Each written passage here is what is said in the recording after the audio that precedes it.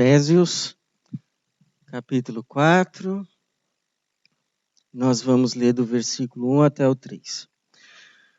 Diz assim: portanto, eu, prisioneiro no Senhor, peço-vos que andeis de modo digno para com o chamado que recebestes.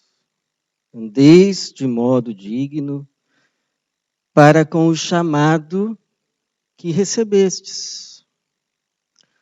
Com toda humildade e mansidão, com paciência, suportando-vos uns aos outros em amor,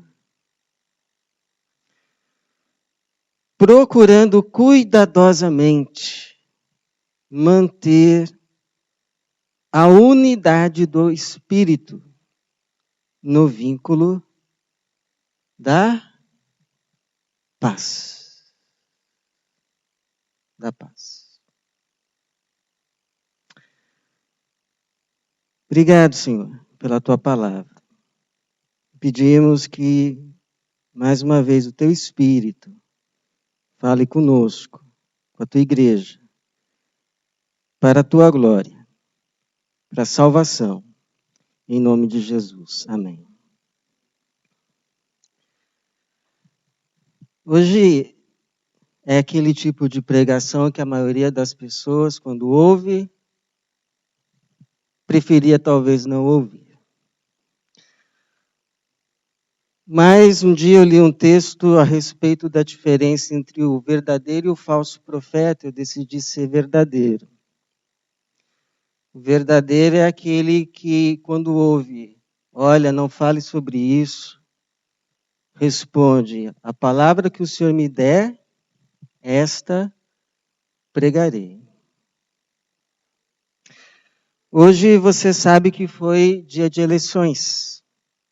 Muita gente foi às urnas para ajudar a decidir quem vai ser o presidente, não de governar, porque vivemos numa democracia também lá no Brasil, então o governo é de todos nós. Mas vai ajudar a decidir quem vai ser o representante do povo para administrar o país que chamamos de Brasil. E você sabe também que de todas as eleições, esta ficou marcada como a mais polarizada. Tensa porque dividiu não só o país, mas dividiu também famílias. Dividiu amigos, gente que era amiga, que se falava, que se amava, que se cuidava, que tinha estima um pelo outro, não fala, ou pelo menos não tem mais o mesmo afeto, o mesmo carinho, a mesma amizade. Começa a olhar estranho para o outro. Isso porque foram amigos há anos. Aprenderam a confiar um no outro, comeram sal juntos, sofreram juntos, choraram juntos. E tudo se acaba. Para não falar em igrejas. Igrejas foram divididas. Gente que saiu de igreja devido à troca de ofensas. Troca de ofensas.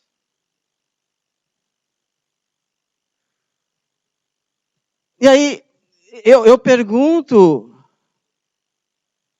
para você, para mim, esquece um pouquinho A, B, olha para Jesus. Olha para Jesus. E eu te pergunto, você acha mesmo que Jesus ficou feliz com isso? Você acha mesmo? Porque a Bíblia que eu leio, e da qual eu li apenas 3 versículos, já fala muito.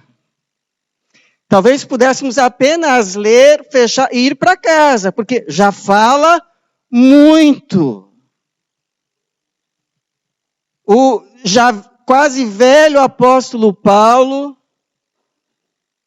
prisioneiro no Senhor, ele escreve à igreja dizendo: peço-vos, ele não ordena, ele não se impõe, ele é apóstolo, mas não usa da autoridade, ele pede. Alguém que poderia ordenar, tinha autoridade para isso. Ele pede. E isso já é testemunho daquilo que ele vai pedir. Porque só teria autoridade para pedir o que vai pedir se ele mesmo vive o que ele vai pedir. Peço-vos que andeis de modo digno para com o chamado. O chamado que recebestes de quem? De quem? De quem recebestes esse chamado? Do Rei dos Reis, do Senhor dos Senhores, do Príncipe da Paz, do Senhor Jesus, que nos chamou das trevas para a sua maravilhosa luz. Para com o chamado que recebestes, para que andeis de modo digno, para com o chamado que recebestes, com toda humildade, ir, mansidão. Com toda humildade e mansidão. Mansidão. Lembra aquele que te chamou, que ele disse a respeito dele? Sou manso. Manso. E humilde de coração. Vinde a mim e você vai encontrar descanso para a tua alma. Porque você não vai mais precisar impor nada. Você vai também aprender de mim, que sou manso e humilde de coração, e você vai então encontrar descanso para a tua alma. Com paciência. Paciência. Fruto do Espírito. Suportando-vos uns aos outros em amor. E procurando cuidadosamente manter a unidade do Espírito no vínculo da paz. Esse aqui, irmão, irmã, esse é o teu chamado. Esse é o teu chamado. É para isso que Deus te chama. Para você ser um representante dele nessa terra, destas virtudes aqui. É para isso que ele deu o Espírito dele. Então, irmãos, agora que tecnicamente já passou, ou pelo menos tecnicamente já passou, pelo menos por hora, o que nós como povo de Deus aprendemos? para daqui para frente, para as próximas que talvez ainda virão. Não estou falando do que já passou. Daqui para frente. Então tem algumas coisas, irmãos, que eu como teu pastor, como teu amigo, eu ficaria muito feliz, gostaria que você pelo menos considerasse. E não só os brasileiros, mas os suíços, os portugueses, porque esses princípios são para todos nós. Que vivemos nessa terra, mas cuja pátria já está nos céus. E por isso somos todos irmãos e irmãs. Não importa a raça, não importa a língua, não importa nada. Somos todos irmãos e irmãs em Cristo Jesus. Ele conquistou isso lá naquela cruz. Não destrua a obra do Senhor. É a recomendação. Então, eu como pastor, irmãos, eu me sinto responsável por trazer algumas questões para lembrarmos e considerarmos em Jesus, em amor. Daqui para frente. A primeira questão que precisamos considerar, em nome de Jesus, é que a igreja, irmãos, não precisa ser apolítica.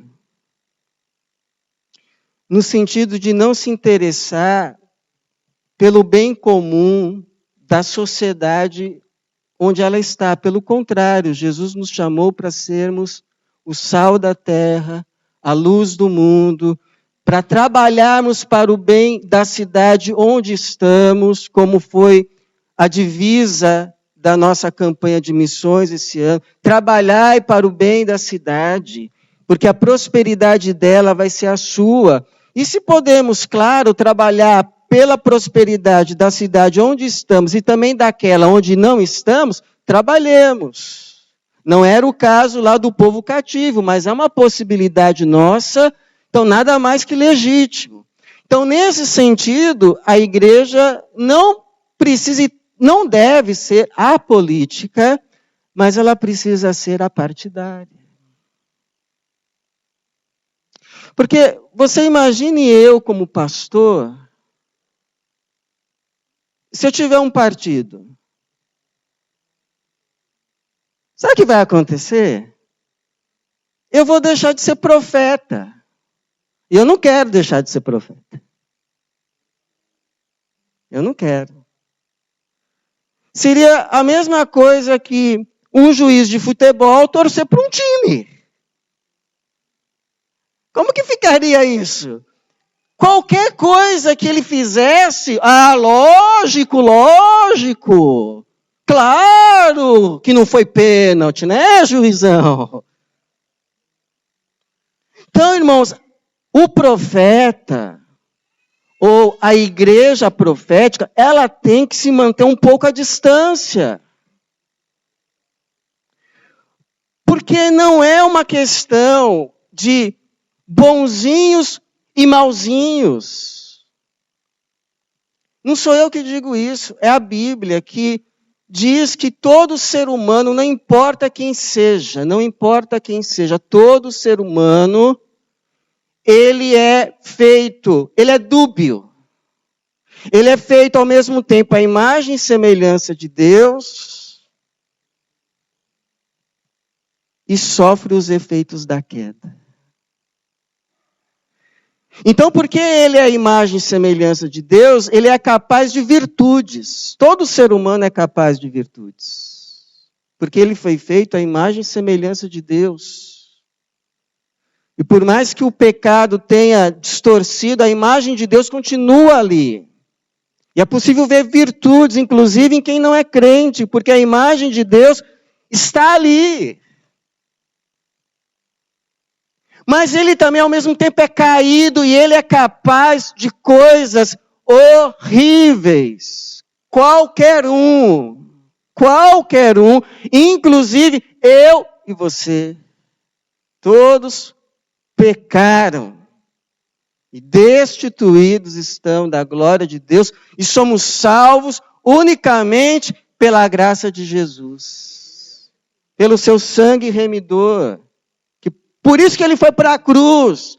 Se nós não fôssemos assim, ele não precisaria ter ido para a cruz, mas ele foi. Então, a igreja profética, ela precisa ficar a uma certa distância, tendo essa noção, a fim de que ela possa discernir dos dois lados, isso está errado. E do outro lado também, isso está errado. Esse é o caminho da vida. Esse é o caminho da vida. Esse é o caminho da vida. Mas, enfim, quando a gente se apaixona, a gente começa a não ter muita distância suficiente. Então, a segunda questão a se considerar é a liberdade que Deus nos dá de consciência. Você tem liberdade de consciência, Deus a deu a você. Mas o outro também. O outro também. E eu não sei se você sabe, mas se um dos princípios que marcou o início do movimento, lá no início do século XVII, que deu origem depois aos batistas, na Europa, um dos princípios pelo qual eles lutaram foi a liberdade da consciência.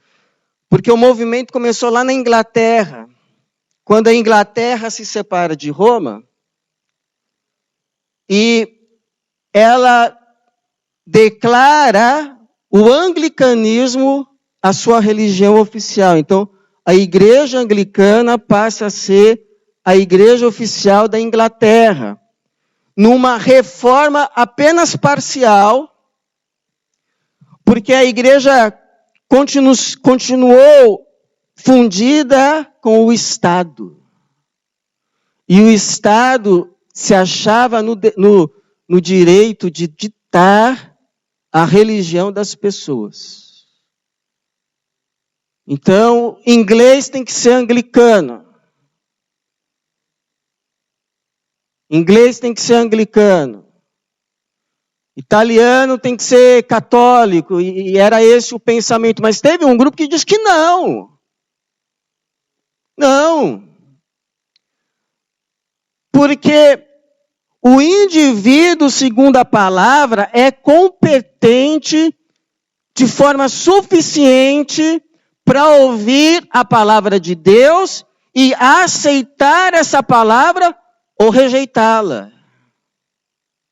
E será responsável diante de Deus pela sua decisão. E ninguém deve, então, se intrometer nas questões relativas à sua consciência. Inclusive, alguém dizia assim, lá no dia do juízo final, vai ser o Estado que vai responder diante de Deus por esse indivíduo? Não, vai ser o indivíduo. Então, essa questão de fé é só entre Deus e você. Deus e eu. Ninguém mais. Por isso que a Bíblia fala tanto da importância da tua consciência. A tua consciência é um terreno sagrado que ninguém tem o direito de pisar. Só os pés de Jesus. Só os pés de Jesus. Por isso que Paulo vai dizer, eu não vou permitir-me ser julgado pela consciência de outrem. É por isso que lá em Romanos, capítulo de número 13, o Paulo vai dizer, olha, nós precisamos nos sujeitar às autoridades por causa da consciência. Mas também vai dizer Pedro, em Atos, capítulo de número 5, também em relação à consciência, importa mais, porém, obedecer a Deus do que aos homens. Então, trazendo para hoje, seria assim. Esse respeito pela consciência. Seria você se colocar diante de Deus e você dizer, olha, Senhor, em relação a essa questão, até onde eu consigo enxergar, Jesus? Até onde eu consigo ver? Até o ponto que eu consigo raciocinar de forma sincera. A conclusão que eu chego é que a melhor opção é essa. Não porque vai beneficiar o meu grupo, mas porque, na minha visão, é o melhor para todo mundo. Amém, irmão. Amém. Vá cumprir a sua cidadania com a consciência limpa. Que Deus te abençoe. Você está sendo honesto, sincero, diante de Deus e com a sua consciência. Deus te abençoe. Mas, por favor, respeite aquele outro que fez o mesmo caminho que você e talvez tenha chegado a uma conclusão diferente. Por favor. Porque a Bíblia diz que cada um vai prestar contas diante de Deus. Cada um vai prestar contas diante de Deus. E como respondeu Lutero, quando o queriam obrigar a ir contra a sua consciência, a negar aquelas 95 teses que ele tinha lá pregado nos portões de Wittenberg. Ele disse assim, não posso negar, porque é muito perigoso agir contra a consciência. E que Deus me ajude. Está sincero. Até onde eu consigo enxergar é isso. Diante de Deus. Considere. A terceira questão para a gente considerar. Como povo de Deus, acima de tudo como povo de Deus. É que a igreja, um dos trabalhos é formar pessoas. Sabia que a igreja forma pessoas? A igreja forma pessoas nos valores do Evangelho. Forma pessoas nos valores do Evangelho. Então, não forma pessoas nos valores do Evangelho só para trabalhar no louvor, ou seja, na igreja. No louvor, na comunhão, no púlpito, depois na confraternização. Não, ela forma pessoas para trabalhar na vida, no mundo, em todos os lugares, em todos os setores. Aonde você for, Deus vai te levar para você salgar, para você ser luz. E alguns são chamados, inclusive, são chamados para elevar luz, sal, para as áreas das governanças. Alguns, não todos. Então a Bíblia, por exemplo, vai falar de um José, vai falar de um Daniel. No Novo Testamento vai falar de um tal de procônsul, Sérgio Paulo, que se converteu. Era um governador eleito pelo Senado romano para tomar conta de uma província. Se converteu vendo o poder de Deus ali, manifesto por meio do apóstolo Paulo, e ele já tinha interesse antes de ouvir, por isso chamou o apóstolo Paulo, só que tinha um mago lá que queria atrapalhar tudo. O Paulo vira para o mago e diz assim, olha, filho do inferno, você vai ficar cego agora, até se arrepender. E aí acontece, o procônsul vê e fica surpreendido. E creu. Depois não fala mais nada. Para aí, mas fala que creu. O Paulo, quando vai escrever aos Filipenses, no final, nas saudações, ele vai dizer assim, olha, os da casa de César, ele estava escrevendo de Roma, os saúda. Ou seja, gente que trabalhava provavelmente no palácio de César, ou era guarda, ou era soldado, e se converteu, porque talvez tenha tido contato com Paulo. Então, irmãos, a igreja como instituição não vai lá, mas ela forma pessoas que são chamadas para ir nas casas, nos hospitais, nas universidades, nas profissões liberais. E essas pessoas que foram formadas, elas vão para esses setores para fazer o quê? Para impor os seus valores? Não, para viver a partir deles lá. Para viver a partir deles, trabalhar a partir deles lá. E isso é um diferencial para você, sabia? Isso vai ser um diferencial para você e que vai te abençoar.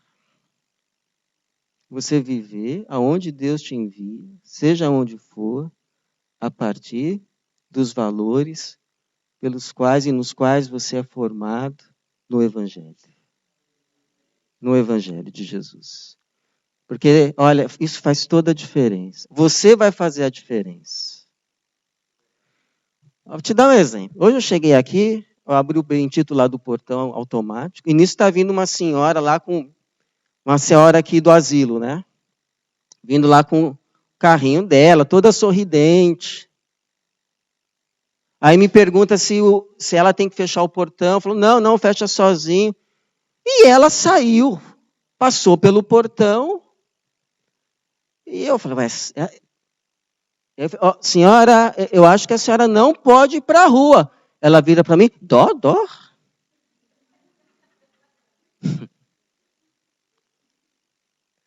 Ela fala, não, eu moro aqui, mas eu posso sair. Eu falei, será que pode mesmo? E eu que abri o portão. Agora essa senhora sai aí e se perde. Aí eu vim aqui, entrei, procurei um funcionário, encontrei 2 sentados conversando. E aí eu falei do caso, eu abri o portão, porque eu tenho que entrar aqui na capela, e uma senhora fugiu, e agora? O que faz? Ela pode sair? E eles... Então, irmãos, é gente que só está aí para cumprir o horário, ganhar o dinheiro e ir embora. Não está nem aí se está chovendo para cima, para baixo. Não está nem aí, não está nem aí. Está nem aí. Aí depois eu fui falar com 2 senhoras, aí sim elas se preocuparam. Nós vamos ver. Então, seja igual às senhoras, por favor. Você não está lá só para ganhar um salário. Você não está lá só para cumprir um horário. Você está lá para ser uma testemunha de Jesus.